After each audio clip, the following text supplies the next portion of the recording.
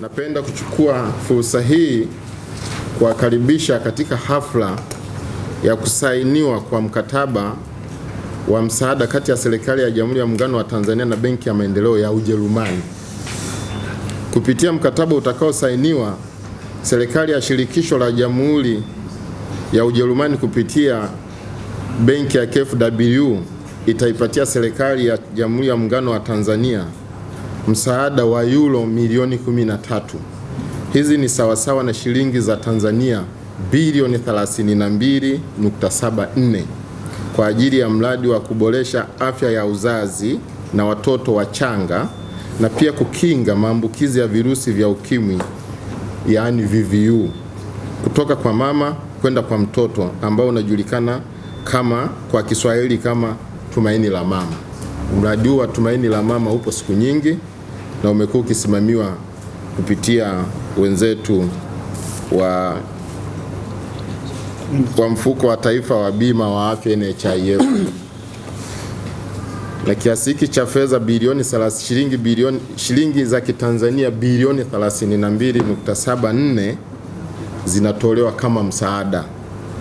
Watanzania wenzangu na waandishi wa habari, kaeni mkifahamu kuwa msaada ni hela ambayo hatutawajibika kuilipa, isipokuwa kwa wao wenyewe wameamua kutusaidia eneo hilo ambako serikali ingelitumia hela zake zingine inazozikusanya kuzipeleka huko. Sasa serikali hela hizo itazielekeza kwenye miradi mingine ya maendeleo ama kazi zingine. Kwa hiyo huu ni msaada mkubwa na tunawashukuru sana wenzetu wa serikali ya Jamhuri ya Ujerumani.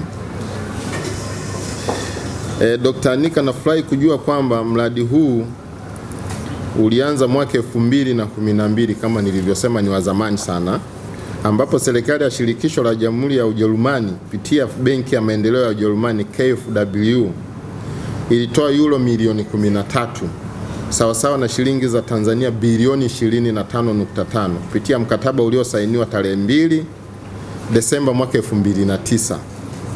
Awamu ya pili ya mradi ilianza mwaka 2016 ambapo serikali ya shirikisho la Jamhuri ya Ujerumani ilitoa msaada wa euro milioni 20 sawa na shilingi za Tanzania bilioni 48.2 kupitia mkataba uliosainiwa tarehe 15 Machi 2015. Siku ya leo serikali ya Ujerumani imeahidi kupitia mkataba huu kutoa msaada mwingine wa euro milioni 13 ambazo ni sawa na shilingi za Tanzania bilioni 32.4 kutekeleza awamu ya tatu ya mradi huu. Kwa hiyo wamekuwepo kwa awamu tatu, sasa hivi inaenda awamu ya tatu. Kwa hiyo tunawapongeza sana na kuwashukuru serikali ya Ujerumani. Asante sana. Dr. Anika, nimejulishwa kwamba mfuko wa taifa wa bima ya afya umeendelea kufadhili mradi huu kwa lengo kwamba fedha hizo zirejeshwe mkataba huu kisha sainiwa baada ya kuwa mmetukubalia kufanya hivyo. Napenda kumpongeza mkurugenzi mkuu wa NHIF Mr. Bernard Konga kwa jitihada hizi za kuhakikisha kwamba huduma za afya zinaendelea kutolewa kwa walengwa. Kwenye eneo hili naomba nisisitize kuwa kipindi tulikuwa tunahangaika na taratibu za serikali za ndani, tuliona kungelikuwepo na ucheleweshaji kwa maana ya utekelezaji ya awamu ya tatu, na kuna kina mama tayari walikuwa ni wanufaika wa mradi huu. Kwa hiyo tuliona tukikatisha wengi wataathirika na wale wengine wapya wanaoingia tungeliwakatisha tamaa. Sasa mradi ulibuniwa kwa malengo ya kuongeza upatikanaji wa huduma bora za afya kwa kutoa bima ya afya kwa kina mama wajawazito wanaotoka katika familia maskini hadi miezi 6 baada ya kujifungua kupitia mfuko wa taifa wa bima ya afya NHIF na mfuko wa afya ya jamii CHF, ambapo ulikuwa unawalipia ada ya kujiandikisha wanafamilia kwa kaya za mama wajawazito kutoka familia maskini. Eneo hili ningeliomba sasa wenye mradi wenyewe ambaye ni mkurugenzi mtendaji wa NHIF aje ongee vizuri kitaalamu ni namna gani kina mama wajawazito wameweza kunufaika na programu hii, kwa sababu ni kina mama wale unaongelea wale kina mama wajawazito maskini kabisa kule kijijini. Mimi na wewe tunawafahamu, wamekuwa ni wanufaika wa mradi huu. Nimejulishwa kwamba kuna dalili nzuri ya uendelevu wa mradi kwa kuwa watu katika mikoa ya mradi wamekuwa wakijiandikisha kwenye mfuko wa CHF. Hata hivyo, huduma hii iliachwa na mradi tangu mwaka 2016 na kujikita kwa kina mama wajawazito tu. Dr. Anika, kama unavyofahamu, mradi ulianza na mikoa miwili ambayo ni Tanga na Mbeya, na hatimaye ulipanuliwa kwenda mikoa mingine ya Songwe, Mtwara pamoja na Lindi. Mikoa hii ilichaguliwa kwa sababu ya vifo vya mama na watoto wachanga na maambukizi ya VVU na ukimwi kuwa juu ikilinganishwa na mikoa mingine, kwa sababu kulikuwa na sababu za msingi za kuchagua mikoa hiyo michache. Nina furaha kwamba tangu mwaka 2012 mradi ulipoanza, jumla ya kina mama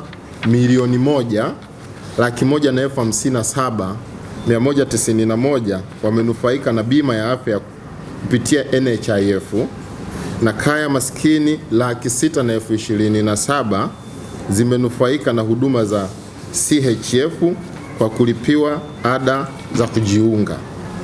Pia nimejulishwa kwamba mradi umetoa vifaa tiba vinavyohusiana na afya ya uzazi yenye thamani ya zaidi ya shilingi za Tanzania milioni 900 katika vituo vya afya vilivyoko katika mikoa iliyochaguliwa kwa ajili ya kuimarisha utoaji wa huduma za afya, kwamba unaongeza nguvu katika juhudi za serikali ya Jamhuri ya Muungano wa Tanzania kupunguza vifo vya mama na watoto, lakini pia kuongeza tabia ya kutumia bima ya afya kwa watu wetu.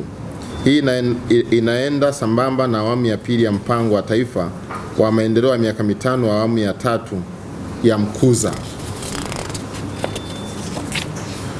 Kwa mfano, katika awamu ya pili ya mpango wa maendeleo wa miaka 5, serikali imelenga kwamba hadi mwaka 2020, mwaka kesho, kupunguza vifo vinavyotokana na uzazi vipungue kutoka 454 mwaka 2015 hadi 220 katika kila vizazi hai 100,000.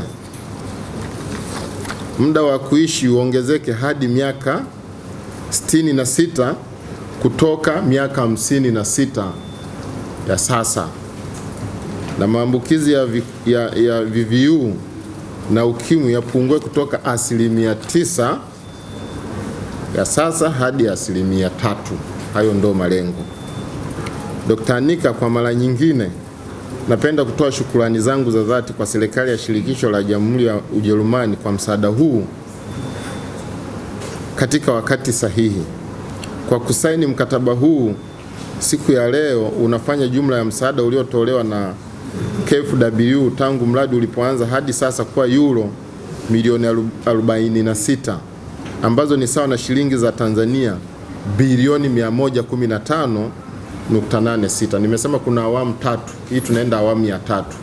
Kwa hiyo tangu awamu ya kwanza wamekuwa wakitupatia hela hizi kwa mafungu kama nilivyotaja, lakini hela zote hizi ni msaada.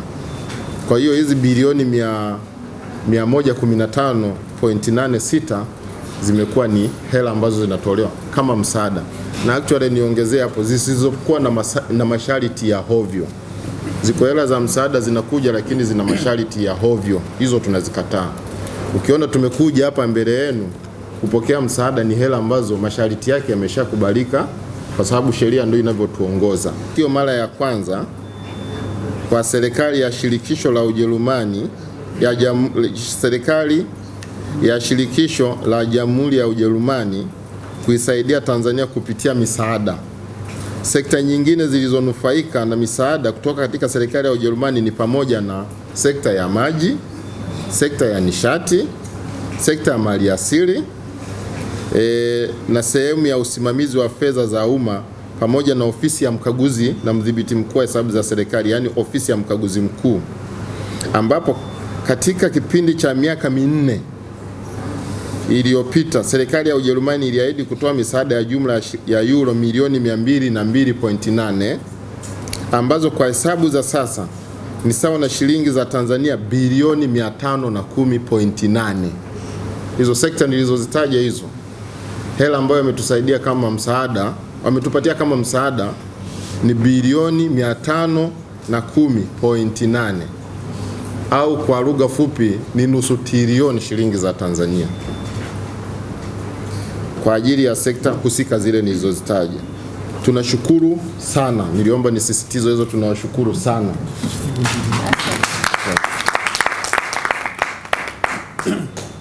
Hii inadhihirisha wazi kwamba Wajerumani ni marafiki zetu wa kweli, na urafiki huu utaendelea kudumishwa na serikali zetu mbili kwa ajili ya maendeleo ya watu wetu. Naomba hilo nilirudie tena. Hii inadhihirisha kuwa Wajerumani ni marafiki zetu wa kweli, na urafiki huu utaendelea kudumishwa na serikali zetu mbili kwa ajili ya maendeleo ya watu wetu. Mwisho, nihitimishe kwa kuwahakikishia utayari wa serikali yetu kuendelea kushirikiana kwa karibu na serikali ya shirikisho la Jamhuri ya Ujerumani kupitia KfW kuimarisha azma yetu ya kufikia maendeleo ya juu na endelevu. Napenda kuhakikishia kwamba serikali ya Jamhuri ya Muungano wa Tanzania itachukua hatua zote muhimu ili mradi huu uweze kutekelezwa kwa ufanisi kama ilivyopangwa. Ndugu washiriki wa hafla hii, sasa naomba mniruhusu kumwalika Dr. Anika naye aweze kutoa hotuba yake. Dear Director General Mr. Konga, thank you, Permanent Secretary, for your very warm words, welcomed from my heart. Today is a very good day for maternal health in Tanzania. The additional 13 million euro that we will sign today help to safeguard the health of poor mothers and newborns through the Tumaini la Mama program. And we are very grateful that today's agreement forms part of a long and very trustful partnership between our two governments and between the KfW and NHIF. As you already pointed out, Mr. Permanent Secretary, we are in this endeavor together since 2012. And since then, the German government has provided a total of 46 million euro to the program. And as you said, it's 1.2 million mothers and their newborns in 5 regions throughout the country who have benefited from the quality health services throughout their pregnancy, a safe delivery, and the first 100 days of the newborn. But what I would like to underline also is these services have been provided by more than 1,300 health facilities throughout the regions. And I think these numbers, they just speak for themselves. The government of Tanzania has put much effort not only to improve access to health services, but also to develop NHIF into a professional health insurance fund. And I want to congratulate Director General Konga for this immense success and thank you for the fruitful and very trustful cooperation. The partnership between NHIF and KfW is part of a long-term cooperation between the government of the United Republic of Tanzania and the federal government of Germany, aiming at universal health coverage. We at KfW are proud to provide our support in this endeavor. Only 3 months back, KfW, on behalf of the German government and the Ministry of Finance, concluded another agreement over 10 million euro for the construction of the CCBRT Maternity and Newborn Hospital here in Dar es Salaam.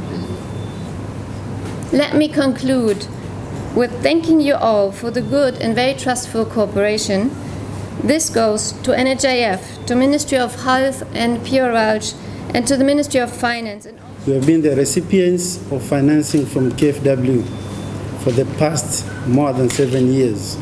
And the main aim of these finances from KfW is to improve access for poor pregnant women and improve maternal health care and HIV-related services in Tanzania through a project called Tumaini la Mama. And this complements to the government commitment, which aims at enhancing access to affordable basic health services, meeting objective quality criteria with a focus on maternal and neonatal health. So through this project, we had two main objectives. First of all is to improve health status of the population in the 5 regions. As it has been said, we started with 2 regions, that is Mbeya and Tanga. Then later we added 3 regions, that is Songwe, Lindi, and Mtwara. One might ask why these regions? Basing on the data, it was proved that these are the regions with high maternal and neonatal deaths. So KfW and NHIF, we agreed together that these are the regions that we might end up improving the lives of the people through this project. And the second main objective as NHIF, we wanted to learn from this project how we can increase coverage to special groups. And here we are talking about poor pregnant women, but we have other special groups that needs to be covered. So that was the second objective, and through which up to now we have learned a lot as we are moving towards universal health coverage. As a program executing agents, we have received so far almost, in the first phase it was 13 million euros, second phase 20 million euros, so a total of 33 million euros. And today, after signing of this agreement, we expect to receive another 13 million euros for the next third phase, which started in 2018-2020. As it has been pointed out by PS, we as NHIF, we continue to finance this project because we understood that once we stopped, because of the procedures or processes within the government, at the end of the day, most of these women who were enrolled in this project might end up, we might end up not meeting the objective of the project. So we thank the government giving us the permission to continue financing this project. And as we're speaking right now, almost 50% of this finances has been pre-financed by NHIF. Now as a process, these pregnant women, poor pregnant women who has been identified, have been receiving a comprehensive NHIF benefit package. Since when the mother knows that she's pregnant, she's enrolled and she gets a comprehensive NHIF benefit package until when she delivers, and then 6 months after that she continues getting the services. So we have seen a number of results based on this intervention, one of which is a number of poor pregnant women who has been enrolled since the start of this project. It has been mentioned here, around more than 1.1 million women have benefited from this project. Also, in terms of reimbursements, the money that we've been paying to facilities that have been taking care of these poor pregnant women, around 25.8 million euros we have reimbursed them. This means that this amount of money was supposed to be paid by these women or by the government.